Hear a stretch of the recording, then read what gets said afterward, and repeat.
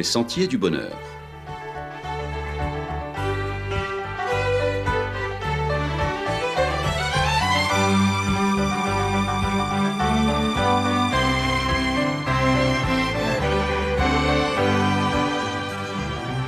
Une émission qui vous apporte un message d'espérance, de paix, de joie et de confiance. Chers amis auditeurs, bonjour. L'inconnu, notre pire ennemi. Notre pire ennemi, en effet, c'est l'inconnu. Et on n'est pas prêt de résoudre l'équation, en tout cas pas tout seul. La peur de l'inconnu, on le sait, vient du fait que nous ne connaissons pas sa limite et qu'elle provoque des changements. Certaines personnes ont plus de facilité que d'autres à vaincre cette peur. Si un jour nous pouvions prédire l'avenir, il n'y aurait plus d'inconnu. Fini cette insouciance face à l'avenir, cette presque quasi-certitude qu'on avait face à l'avenir. Si tu travailles bien à l'école, tu auras un beau métier. On nous glissait dans l'oreille, ne t'en fais pas, le progrès scientifique va résoudre tous nos problèmes. Ce n'est qu'une question de temps. Il y a longtemps que les 30 glorieuses sont derrière nous. Nous sommes tous, et de façon mondiale, face à des lendemains qui hoquettent plus qu'ils ne chantent. On a beau jeter la sonde, rien ne remonte à la surface. On a beau tenter de détecter, de prospecter, il n'y a aucun écho-radar. Beaucoup voudraient encore y croire et seraient prêts à se boucher les oreilles et à traiter notre propos d'anxiogène, de catastrophiste et de fataliste. Seulement, on n'en est plus là. Les éléments de langage, la langue de bois, les vœux pieux ne trompent plus personne. Il n'y a pas un seul secteur dans notre vie qui ne soit impacté par cette peur de l'inconnu, alimentée de surcroît par cette traîtresse pandémie. Il faut le reconnaître, il y a de quoi, il faut se l'avouer, il faut même le confesser, notre monde prend de l'eau de toutes parts. Rien que dans notre secteur géographique, nous constatons que l'environnement se détériore. Avec le dérèglement climatique, nous sommes soumis à toutes sortes d'aléas. Cyclones, tremblements de terre, sargasses, glissements de terrain, maisons qui se fissurent, routes qui s'effondrent. L'érosion des côtes profile lentement mais sûrement un nouveau littoral. Au niveau économique, le chômage d'une trop grande partie de notre jeunesse inquiète. Au niveau social, la violence, non seulement de par le nombre d'homicides dépassant le nombre de tués sur la route, crée un climat d'insécurité. Les féminicides sont toujours de triste actualité. La violence tant criminelle que la violence policière défraye la chronique. La violence larvée, suite de couches d'une difficile décolonisation inachevée, produit exaspération, revendication et violence. Pour ceux qui lisent et qui étudient la Bible, cela les affecte car nous en souffrons tous, mais cela ne les surprend nullement. Pas même les épidémies, les tremblements de terre et autres dérégulations de plus en plus fréquentes ne nous surprennent. Car grâce aux lumières de la prophétie biblique, nous voyons que toutes ces choses étaient déjà annoncées. Elles ne font que se réaliser point par point avec une précision d'horloge. À partir de demain 13 décembre jusqu'au 27, nous aurons chaque soir un aperçu de la chose avec la série de conférences « Le pouvoir de l'espérance ». Vous pourrez ainsi vérifier par vous-même nos dires en suivant les émissions spéciales qui vous seront proposées gratuitement. Il suffit simplement de vous connecter sur le pouvoir de l'espérance, tout attaché, le pouvoir de l'espérance @gmail.com. Considérant l'histoire humaine telle qu'elle nous est révélée par avance dans la parole de Dieu, en effet, depuis la succession des empires universels, Babylone, les Mèdes et les Perses, la Grèce puis Rome, cette succession de différents empires universels était déjà annoncée par la Bible, parole de Dieu, était aussi annoncée après la chute de l'Empire romain, les difficultés de la construction européenne.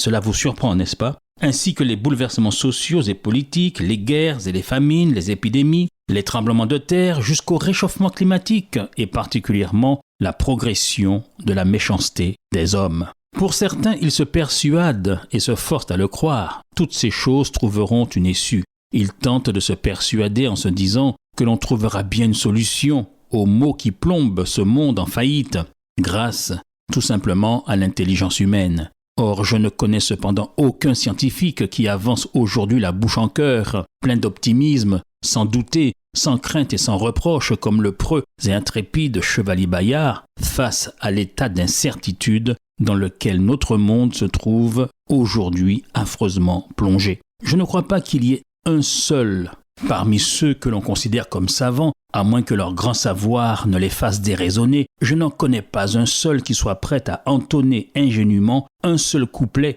dans sa foi dans le progrès humain, pas un qui ne soit prêt à entonner la Fredaine depuis longtemps abandonnée. Tout va très bien, Madame la Marquise, tout va très bien, tout va très bien. Quand on voit les sommes faramineuses dépensées rien que pour l'armement, pour préparer la guerre ou pour soi-disant éviter les conflits, quand on compare ce budget avec le budget dévolu en comparaison à l'éducation, à la santé, à la pauvreté, permettez-moi, mais la messe est dite, tout est dit. Toute cette incertitude dans laquelle nous baignons en ce moment ne donne aucune visibilité ni aux citoyens, ni au gouvernement, qui change son fusil d'épaule chaque semaine en essayant de s'adapter et de faire face au mieux à la menace de cet inconnu qui devient la menace et l'ennemi numéro 1, à savoir cette variable incontrôlable qui s'appelle l'incertitude.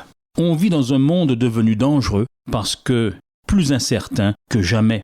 Nous vous en parlerons à partir du 13 décembre. Chaque soir, vous pourrez le vérifier par vous-même en suivant les émissions spéciales autour du thème « Le pouvoir de l'espérance » proposé gratuitement. Il suffit de vous connecter simplement sur lepouvoirdelespérance@gmail.com.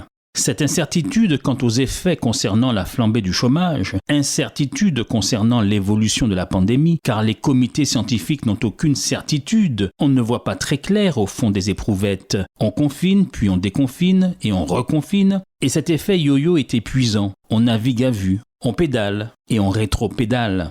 Incertitude pour notre jeunesse concernant son avenir, incertitude concernant nos régimes de retraite. Il faut le reconnaître, on patauge dans les sables mouvants de l'inconnu et de l'incertitude. Cela a fait dire à la Bible de façon prophétique concernant les événements de la fin, dans l'évangile de Luc au chapitre 21, énumérant les signes de la fin du monde, il y aura de l'angoisse chez les nations qui ne sauront que faire au bruit de la mer et des flots. Les hommes rendant l'âme de terreur dans l'attente de ce qui surviendra sur la terre. Oui, devant cet ennemi invisible, insaisissable qui vous guette, comme la possibilité éventuelle étant redoutée d'une troisième vague, ne pas savoir est particulièrement anxiogène quand on n'a pas la maîtrise des événements. Par contre, le croyant, lui, il sait que tout cela, ce ne sont que les signes avant-coureurs de l'accouchement imminent. Ce ne sont que les contractions qui secouent ce vieux monde qui va accoucher et donner naissance à un autre monde, à un monde nouveau. Ne laissez pas, chers amis, l'année se terminer en vous laissant plonger dans l'angoisse de l'incertitude. C'est pourquoi nous vous proposons de vous connecter à partir du 13 décembre, chaque soir, autour du thème « Le pouvoir de l'espérance ». En vous connectant, c'est très simple, sur le pouvoir de l'espérance@gmail.com. Oui, le croyant, lui, ne vit pas dans le stress permanent, dans la peur stressante du lendemain, guettant une épée de Damoclès, celle de l'incertitude et de l'inconnu, qui serait suspendue au-dessus de sa tête.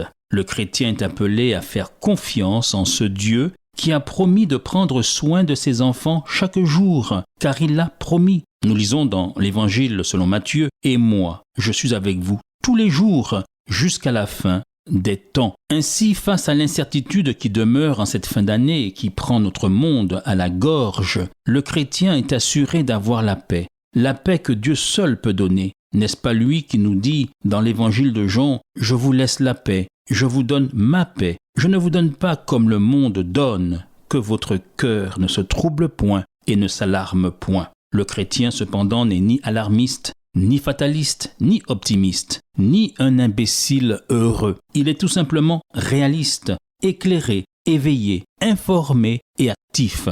Bien que ce monde soit en déliquescence, il fait tout pour rendre ce monde vivable. Il participe, le chrétien, à tout ce qui peut contribuer à le rendre meilleur, tout en ayant les yeux fixés sur la parole de Dieu, véritable boussole qui nous sort de l'incertitude. Oui, nous le constatons tous, le monde qui nous entoure s'effondre. Les gens sont désemparés au sujet de la sécurité, de leur sécurité personnelle, se demandant quel événement horrible va se passer ensuite. L'inconnu est devenu l'ennemi. Les gens ne pensent pas que le monde qui les entoure va dans la bonne direction, malgré toutes les belles promesses faites ici ou là. Et ils ont raison. Nous vivons vraiment à la fin des temps selon la prophétie.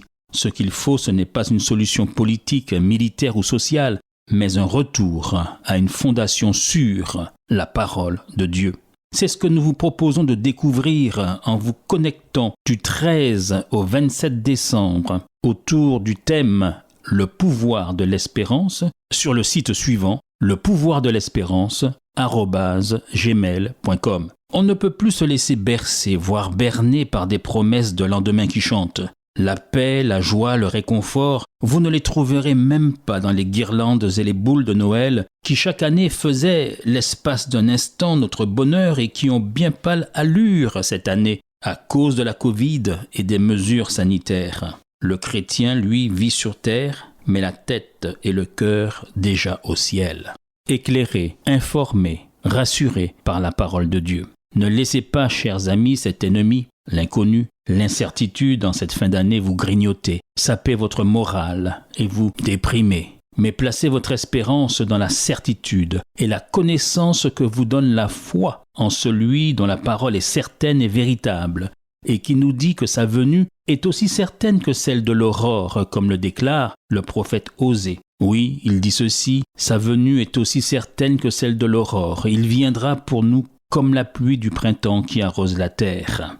Nous en avons une idée, nous qui avons subi la chaleur accablante du dernier carême, avec cette terre qui se fendillait, se fissurait, aspirant après un peu de pluie. Eh bien, elle est belle et bienvenue, cette pluie, peut-être même trop abondante, mais elle est venue. Alors tout aussi certainement, selon sa promesse, il viendra mettre un terme à notre incertitude. Oui, il vient, le Dieu de la Bible, apporter la stabilité et le renouveau de toutes choses. Aussi, en conséquence, voici ce que nous dit le prophète Osée. Connaissons, cherchons à connaître l'Éternel. Eh bien, c'est ce que nous vous invitons à faire, chers amis auditeurs, en ce dernier mois de l'année. Nous vous proposons de suivre gratuitement, confortablement, chez vous, un programme exceptionnel de présentation de sujets axés sur la Bible tous les soirs du 13 au 27 décembre. Le pouvoir de l'espérance. Il vous suffit de vous connecter à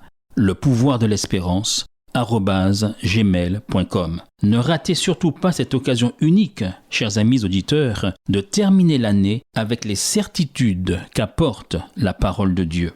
C'est ainsi que nous vous disons à la semaine prochaine, chers amis auditeurs, car c'est seulement en vous tournant vers la lumière éclairante de la Bible, de la parole de Dieu, que vous aurez la véritable paix du cœur à laquelle vous aspirez tant et que nous réclamons tous de nos vœux. Je ne sais pas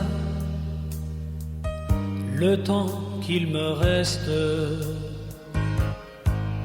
encore jusqu'à son retour, mais je sais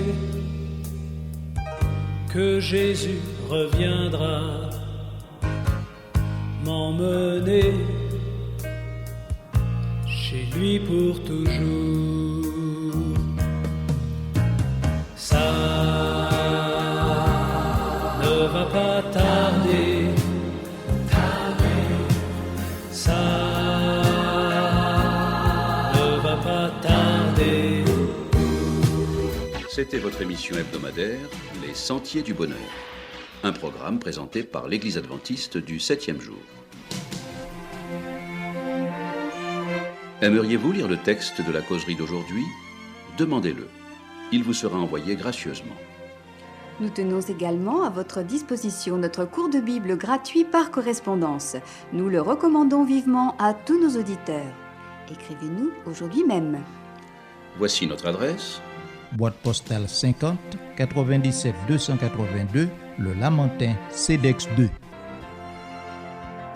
Nous nous réjouissons à la pensée de vous retrouver à l'écoute la semaine prochaine à la même heure. À bientôt.